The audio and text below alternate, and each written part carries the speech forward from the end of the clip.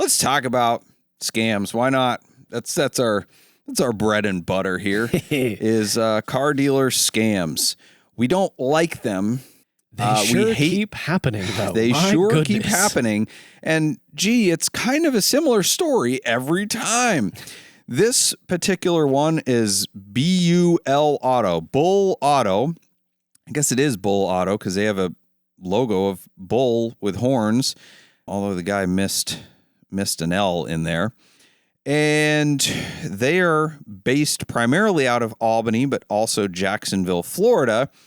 And there are multiple lawsuits against them currently, as well as investigations by the police and federal authorities, allegedly. They are being sued by Stellantis, who holds $4 million in a quote-unquote master loan that it provided to the dealership in order for them to fund inventory. But they also hold a security interest in all of Bul Auto's assets. They are being sued by a couple of customers. And boy, is it not good. Yikes. Cars have gone missing, right? So cars that were supposed to be bought with this floor plan financing were not at the dealership when the finance company went out to do their audit. Apparently, according to this article on MSN, which is very, very good, detailed article, the dealership, and this is a new one. I had to think about how this worked, actually, because I'm not a scammer, so I don't think like a scammer. According to this article, 23 vehicles were sold, quote, out of trust, which means that the dealership sold them without paying back the loans on the cars. I didn't even know there was like a phrase for that. Out of trust. I learned that official phrase just now as well. 7 of them were sold to third-party dealers and then leased back. Now, that's a new one, right? So they sold them. They had a lien on the vehicle, or at least a security interest was held on the vehicle, whether or not the floor plan company placed an official lien on it. Probably doubtful. Floor plan companies usually don't do that. But there's a lien on the vehicle over here. They sell it to another dealership. That dealership then likely gets financing on their end. So there's 2 people that hold security interests, unsecured security interests, if that makes any sense, on either end.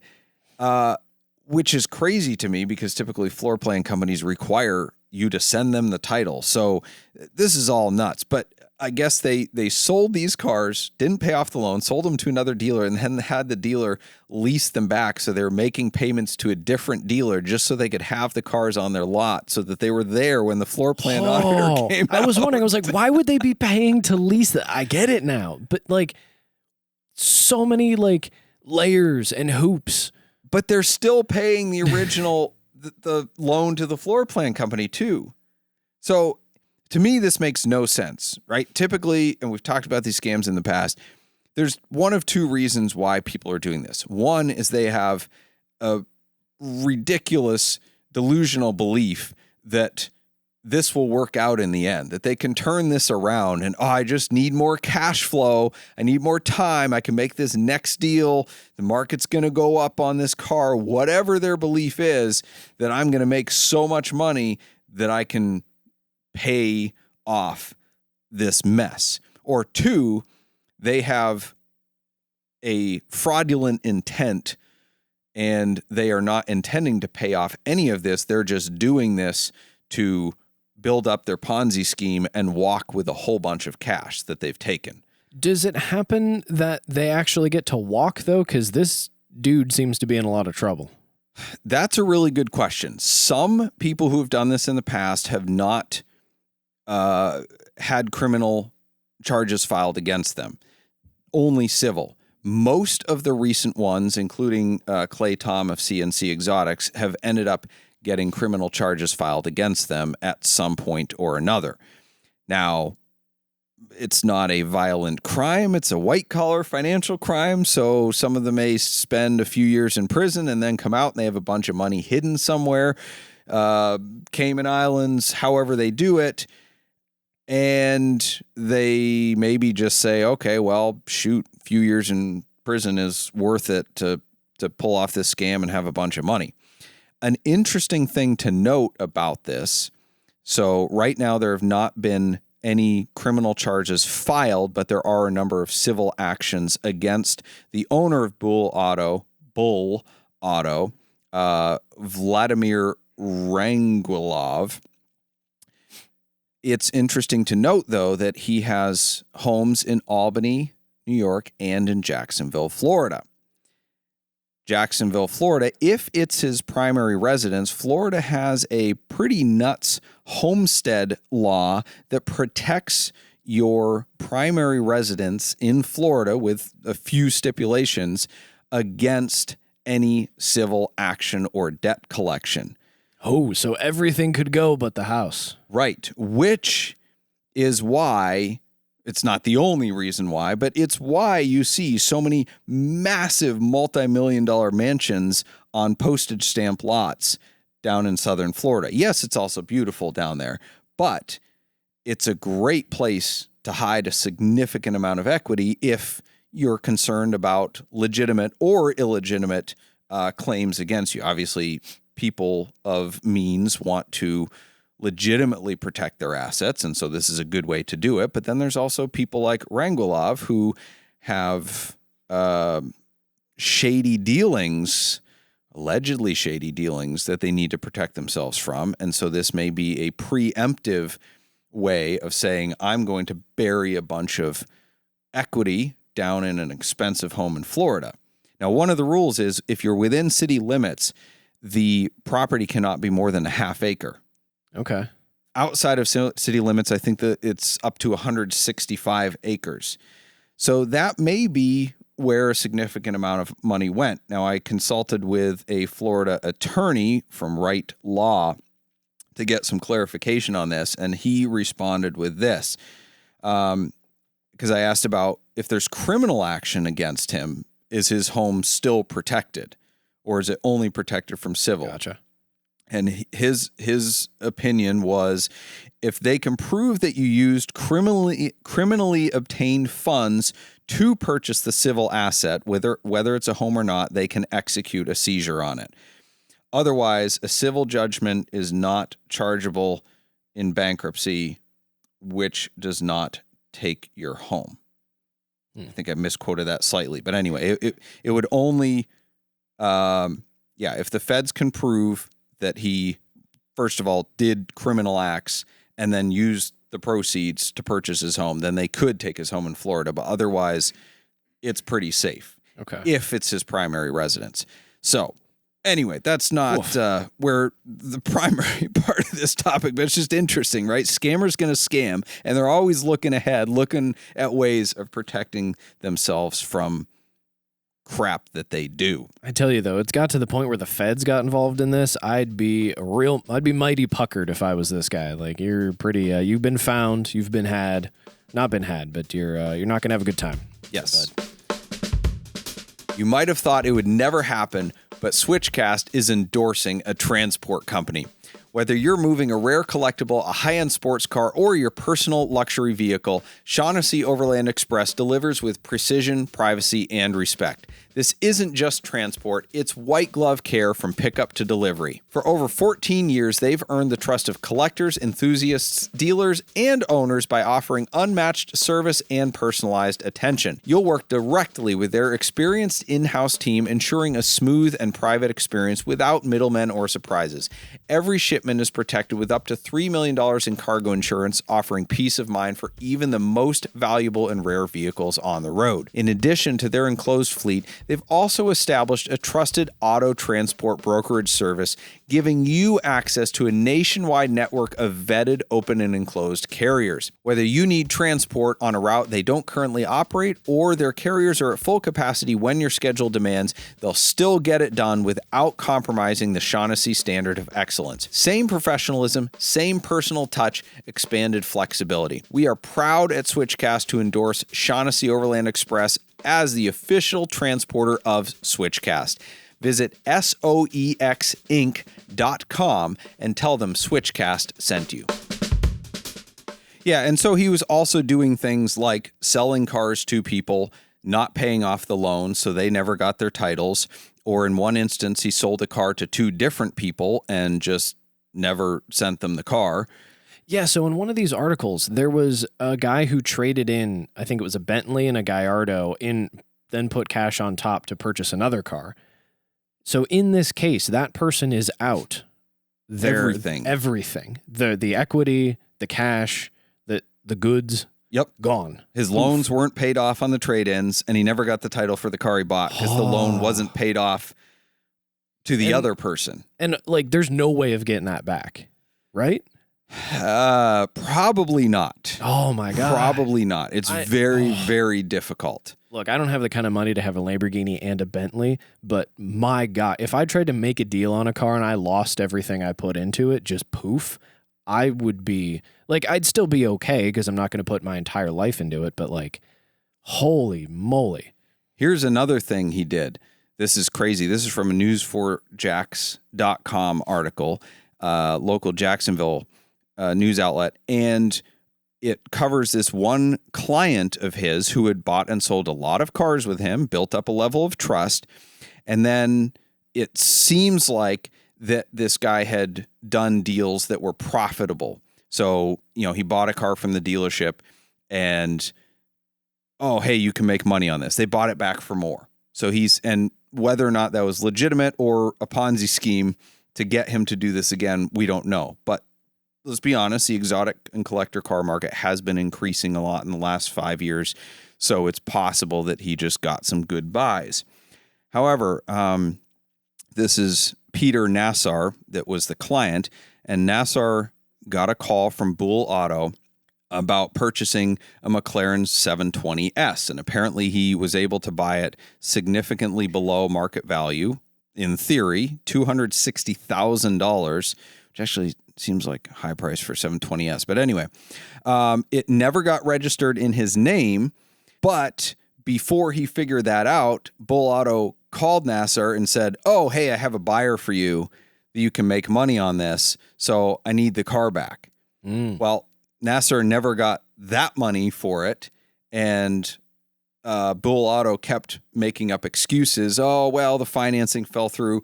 Does this sound familiar yet? Oh. You've been down this road before with other scammers. And in the meantime, Bul Auto offers Nassar a Rolls Royce. And it's quoted in the article as this. Rangulov, I can't pronounce any of these names. Rangulov approached him with another opportunity to buy and flip another expensive car, a Rolls-Royce Spectre. Okay, so like fool me once, whatever. So like this guy going back the second time, probably his fault. But like, and I feel like this scenario is not terribly likely to happen to someone like myself. I'm not spending enough money on a car for somebody like this to take it. But well, maybe they could take advantage of me. How do you sniff this out? Well, it says here, Nassar agreed to buy and flip the Rolls Royce, even though the McLaren hadn't gotten paid back for that yet, but only if Rangulov would sign a promissory note agreeing to repay the loan, which is pretty much worthless. Oh, but it makes you feel good. Yes. Rangulov also had or obtained a franchise with Karma Automotive, a small-time franchise. My guess is that he did that in order to gain legitimacy. It's certainly easier to get banks with whom you can finance or from whom you can borrow money. It's easier to get insurance if you are a quote-unquote franchise dealer. So you pick a little tiny franchise. It doesn't cost a whole lot to get, and that opens up a lot of doors. Now, the opposite may be true. Maybe Bul Auto just really wanted to sell Karmas, thought it was a big profit opportunity, and they spent so much money meeting the standards for this franchise that he was having to, well, not having to, but in his eyes, having to play these games with cash flow to try to make it long enough to make money off of the Karma franchise. So again, we don't want to, well, we'll speculate on intent here, but we're not going to assign intent one way or another, but he went down the same road that seems like all of these scammers go down, whether or not they set out to be scammers in the beginning. But you asked a question. How do you avoid this? Yeah, like if I'm going to buy a car from, some cool sporty car I'm excited about, like obviously there's some things that would throw me off, but there is a point at the end of the deal where things are in motion. Yeah. Well, you can ask for a copy of the title. That's a good one to see if there's a title there. If they haven't paid it off yet with a lien holder, you could ask for proof that they've paid it off. You could look at their Google reviews, although in this case, it doesn't matter because Bul Auto Sales and Service, used car dealer in Albany County, New York, has 276 reviews with an average rating of 4.8. Oh, that passes the 4.5. Dude, You're current. Good. There was 0 recent negative reviews that indicated anything like this was happening. Whoa. But those can be manipulated. They can. There are companies, I get solicited by companies every day trying to get me to buy good Google reviews, pay to get my negative ones removed. I won't do it. Not doing it. I don't think that's fair play, but some people do. This may come up later in the podcast. Another way you can avoid it, I know you're smarter than this, Tyler, but we keep seeing this. This guy, Nasser, should, if any dealer comes to you with an opportunity where you can buy a car and make money, that should be an immediate red flag, because if the dealer has the money, they're going to do it. That is very, very suspect. I know some people that's worked out for, but my goodness, don't partner up with a car dealer in that way. Just buy the car, own the car. If it's too good to be true, it probably is I think really ringing true a lot more than it used to. Why would the dealer do all the work and pass some of the profits on to you for holding the money? It doesn't make any sense. Walk away. Unless they don't have the money to do it. Yeah. Yep. The crappy part of all this, though, is that these scams have essentially ruined my business. But wouldn't they enhance your business because you're a stand-up guy with a great inventory? Okay. They haven't ruined my business. They've ruined my consignment business. I can no longer consign cars because we cannot get insurance for cars that we don't have physical title to. And the underwriter will not explicitly say why, but when I read articles like this and all of the scams I've covered, they're almost all with consignment cars. Really? Almost all of them. Yes, they also have a floor plan aspect to them, but it's a lot harder to scam a floor plan bank because they come out with tow trucks really, really quickly, whereas consigners, you can buy months and months of time with their cash with excuses. So even if you have title in hand, if it's not signed over to Switch Cars and in the state of Ohio, as we have learned, converted into a Switch Cars title, you can't sell it. I am not insured in that scenario because what they want, they want to avoid the liability of these massive lawsuits of me doing a, burn the barns type of, take everybody down with me type of deal, because whether or not they are liable, the insurance company becomes liable, or at least has to defend themselves against this, right? Because all these court actions, litigation is extremely expensive, and the insurance company has to pay to litigate themselves out of these types of situations. Wow. So for them, it's not worth the risk. And they're not the only ones that are refusing this type of coverage. It's not just me. It's other types of shops as well. So yeah, it sucks for the individuals who have lost directly in these types of scams, but they affect even more than that, because every scam, every frivolous lawsuit, everything like that then has a trickle effect, and it's starting to affect more people, and it's affecting me directly. So anyway, if you'd like to sell us your car, we can buy your car. With that, Moving to the wall of shame, as if this one segment wasn't one giant wall of shame for Bul Auto. Comes from the Hybrid Sienna Club on Facebook. This is a good one. Somebody posts, Antoinette, I think that's a woman, safe to assume, bought my 2022 Hybrid Sienna 2 days ago. Can't find fuel for it, not even with Google or Gas Buddy.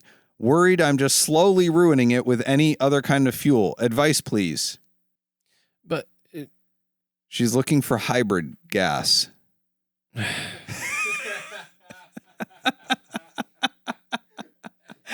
Technically, you could consider ethanol-based fuel as hybrid because there's dinos and corn in there. It might be onto something.